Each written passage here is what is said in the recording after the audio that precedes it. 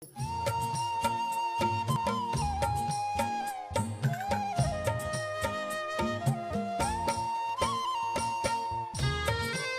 सभी लोग तो मेरे सादर प्रणाम। तो मेरो नोच मीरा नेगी और मेरे गांव को नोच तुलंगा जो उत्तराखंड का केदार घाटी में पड़ता।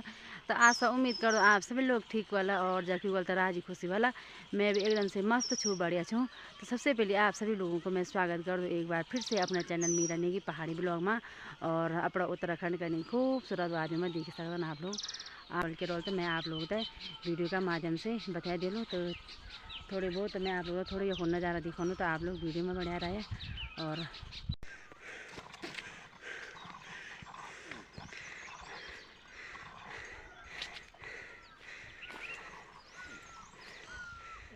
तो से हमने यहाँ पे मंडवा बो दिया है, यानी कि कोदा की बुआई कर दी है हमने फिर से अपने इन खेतों में। तो पहले इस पे जौ बो रखी थी, तो जौ की लवाई मंडाई के बाद हमने फिर से यहाँ दूसरी फसल को बो दिया है।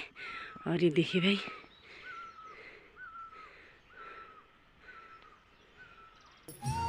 हमारे कुराहा का नज़ारा। और देखिए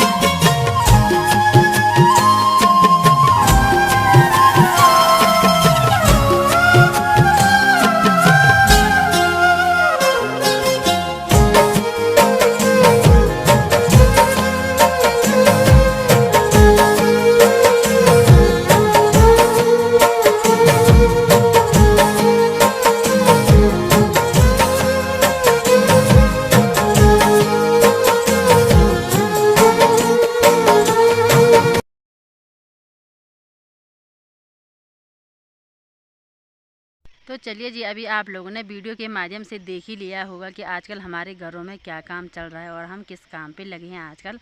तो आप लोगों ने वीडियो के माध्यम से देख ही लिया होगा। और मैंने भी यहाँ पे ना सारा काम कर दिया है। तो यहाँ पे ये देखिए मैंने बांध भी काट दिया है और ना अभी मेरी भी घर जाने की तैयारी है।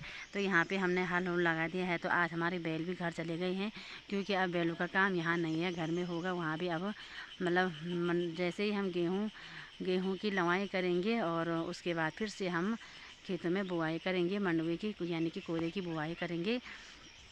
तो इसके लिए हम अपने बैल घर ले गए हैं। तो मैं आप लोगों को एक घटना के बारे में बता रही हूँ, क्योंकि बताने में ये बहुत ज़्यादा दुख हो रहा है।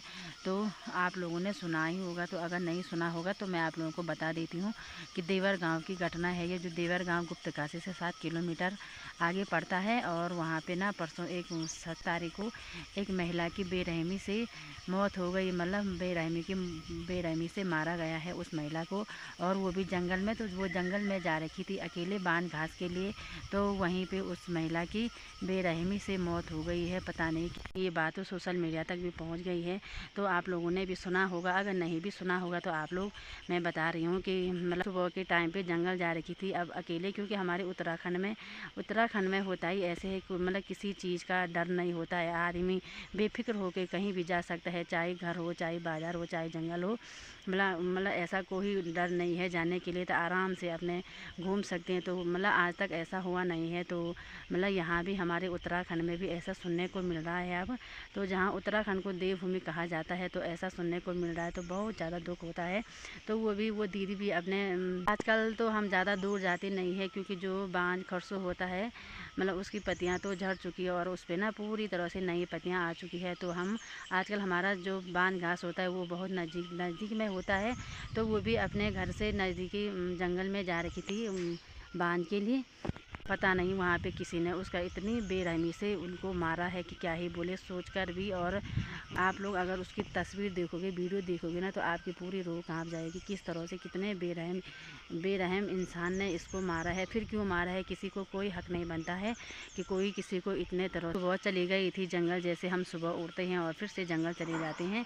तो वो भी ऐसे ही चली गई होगी और उसने घास को भी काट दिया था, बांध की भारी भी लगा दी थी और आधे रास्ते में भी आ गई थी। तो पता नहीं आधे रास्ते में क्या हो गया और उसके साथ ये सब कुछ ऐसा हो गया कि क्या ही बोले। बहुत दुख हो रहा है उस दिन से, जिस दिन से सुना हमने कि उसके साथ ऐसा हुआ है। उस दिन से मन एकदम से ऐसा हो गया है कि मतलब कहीं अकेले जाने का मन ही नहीं कर रहा है, इतना डर लग रहा है। और उसके साथ जिस समय उस आदमी, चलो मानते हैं कि मतलब जब जीवन मिला है हमें तो मृत्यु तो निश्चित है, ये बात तो निश्चित है, मृत्यु तो होनी ही है। पर इस तरह की मृत्यु और कोई किसी इंसान को ऐसे कैसे मार सकता है। तो उसके भी 2 छोटे छोटे बच्चे हैं, एक 4 साल का है और एक 10 साल का है। तो उसको भी जिसने उसे मारा है उसको अपने तो इसीलिए कहते हैं कि उत्तराखंड में भू कानून के लिए आवाज़ उठाओ। हम भी उत्तराखंड के मूल निवासी है, तो हमको भी पूरा अधिकार है भू कानून के लिए आवाज़ उठाने का।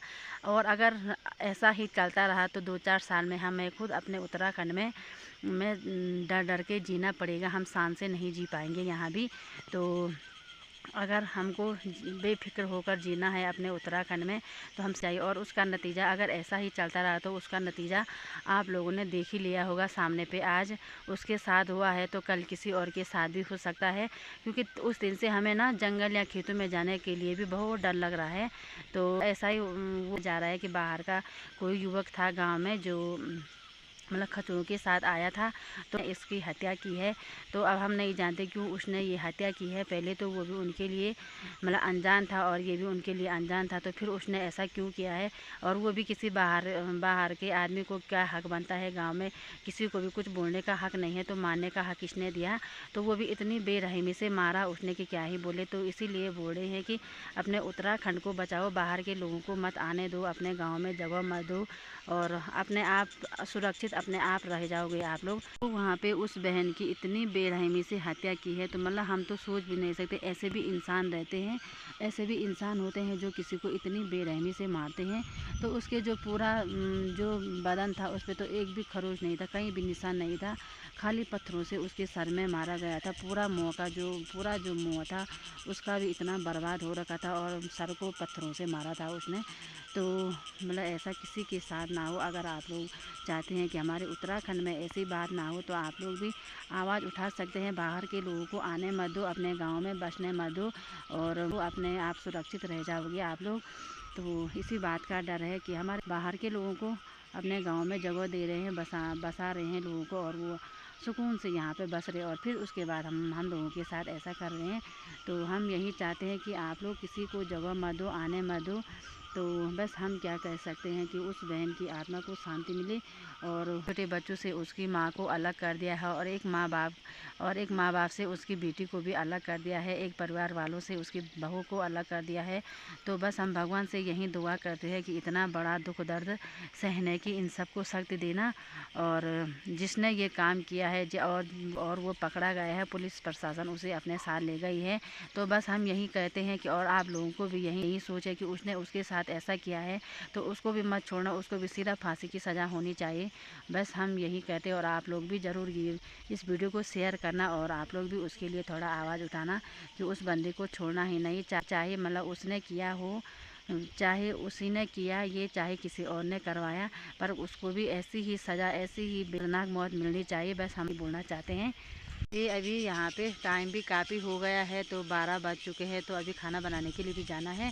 तो ये देखिए यहाँ पे धूप भी बहुत ज़्यादा हो रही है, तो मैं यहाँ पे ना पेड़ की छाँव में आराम से बैठ गई थी, क्योंकि काम करने का बिल्कुल भी मन नहीं कर रहा है आजकल।